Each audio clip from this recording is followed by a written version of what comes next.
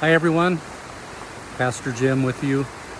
I'm sitting in the beautiful hills just outside of Chalice, Idaho, and I'm at the Christian Motorcyclists Association State Rally this weekend.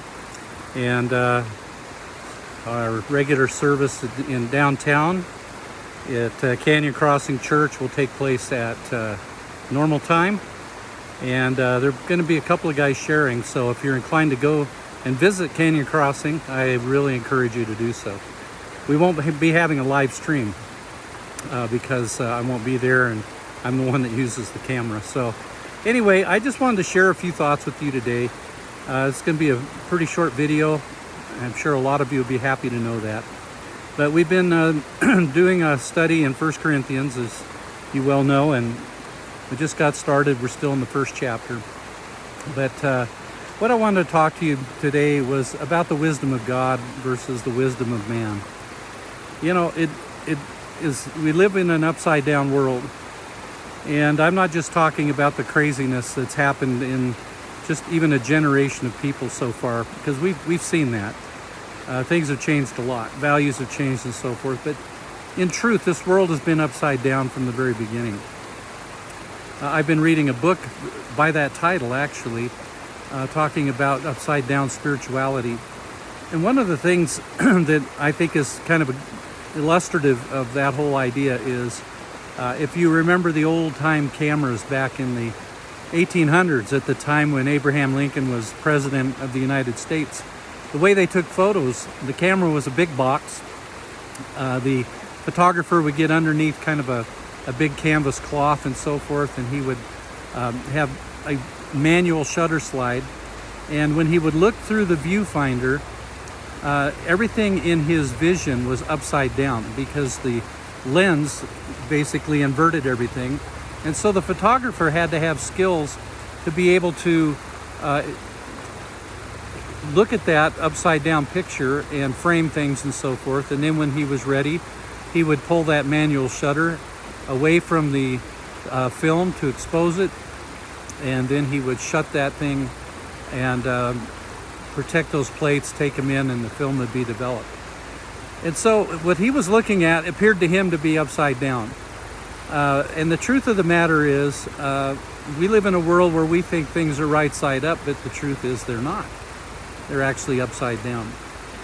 The Bible tells us that the wisdom of God in 1 Corinthians chapter 1, verses 11, 12, 13, talks about the wisdom of God is wiser than the wisdom of this world.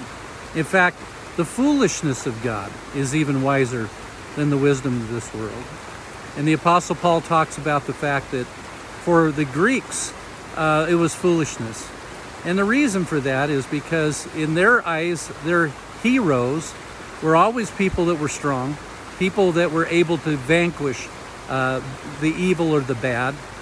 And in fact, if you really did an in-depth study of the pantheon of the gods that the Greeks and the Romans worshipped and followed, they were really nothing more than just exalted people with the same kind of bad habits and tempers, and basically just humans magnified with external powers or extra powers and so forth. And it's kind of interesting that in the cinema that we look at in the last 8-10 years, a lot of the movies that have come out in recent years are these resurrected superheroes and resurrected gods of the Roman and Greek pantheon, and they're just people with powers, and that's really all they were. But the God of the Bible, to the Greek person, especially when you talked about Jesus being one who was good, and they would say, well, how could he be good if he let evil conquer him? And if there was a God that was working with him, how could that God allow evil powers to overcome him and subdue him if he was good? And in fact, part of the philosophy of the Greeks was what was called Gnosticism. There was a dualistic idea that anything that had material possession or material substance was by nature less than or more evil, if you will, subservient to. And because the more material you were, the less divine, the less good you were. And so for Jesus to be a human being, coming in the form of a human, to have a body of flesh and bone and blood, he couldn't have been good in the sense of what they labeled goodness to be. And yet, he allowed himself to be overrun by evil human beings, people of power, his own people betrayed him, even though he was doing good things like healing the sick and giving sight back to the blind and those kinds of things. And yet, he was crucified on a cross as a common criminal. And in that crucifixion, the Gentile believers, the Greek people, looked at that and said, you got to be crazy to worship somebody like that. He's got no power at all. He lost. He succumbed to powers that were greater than him. Obviously, they must have been better than him. And so to believe in someone like that would be foolishness.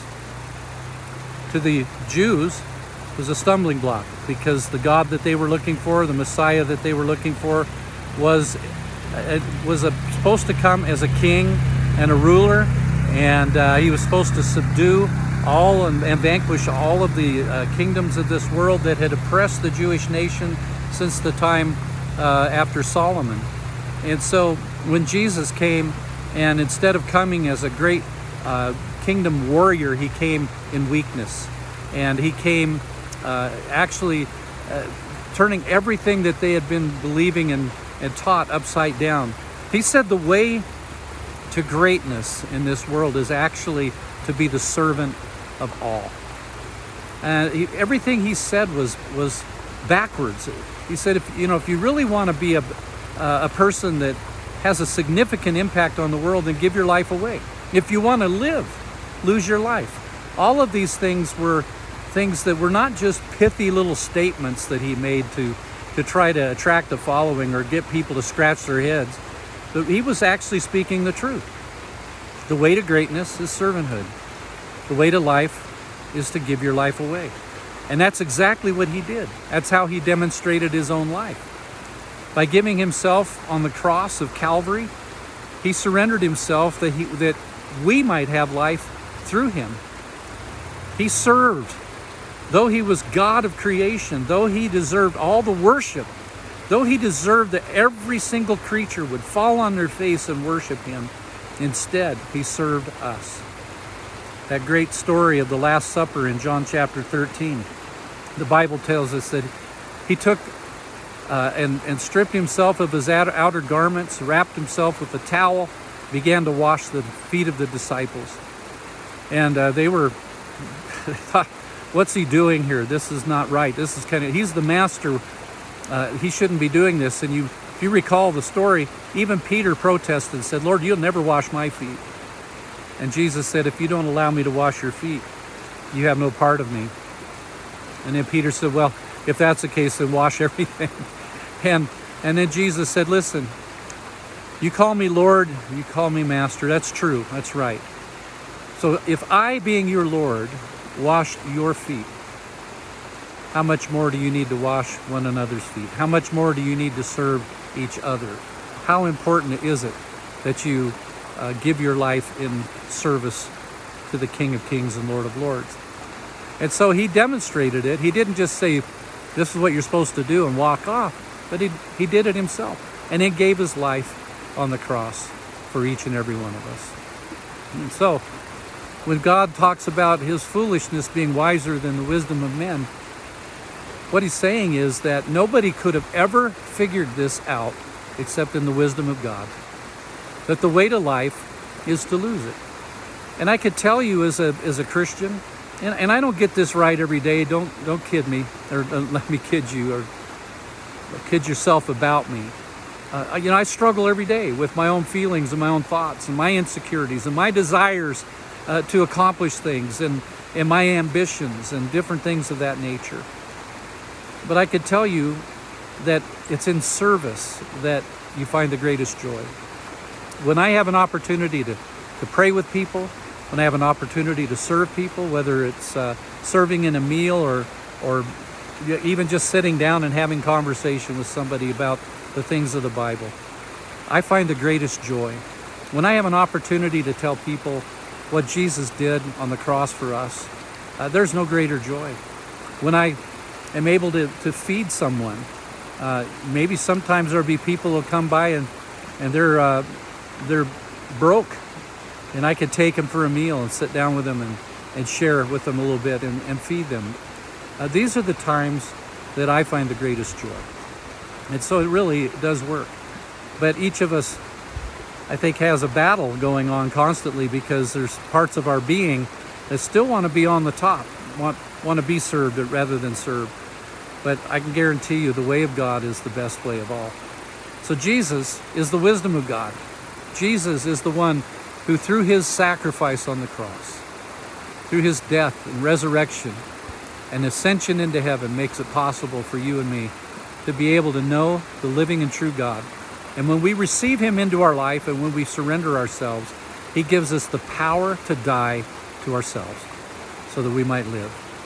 He gives us the grace to be able to humble ourselves rather than exalt ourselves, knowing that he will raise us up in due time.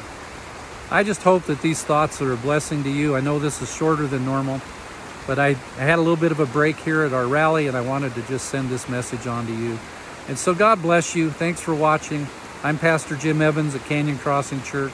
I hope that you'll come and visit us sometime. And next week I'll resume the series in 1 Corinthians, and we'll also live stream. Till then, God bless you. Have a great, great weekend.